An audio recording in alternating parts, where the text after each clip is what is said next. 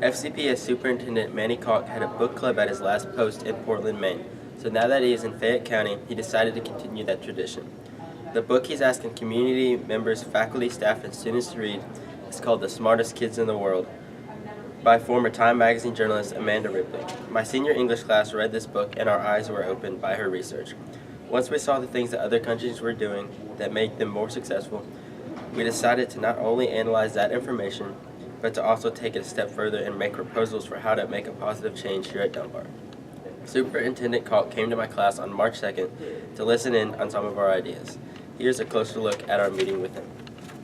Just reading the book was not enough, because when we read the book, we get the information.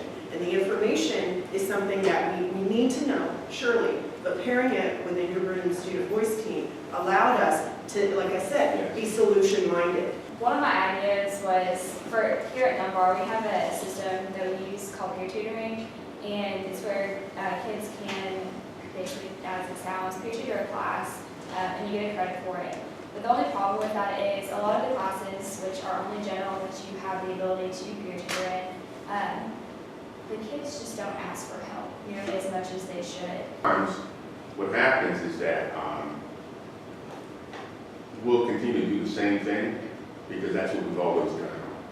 So when you talk about the peer tutors in the general classes and the experiences that you're reflected in connecting with this, both with the student voice, you're coming up with solutions.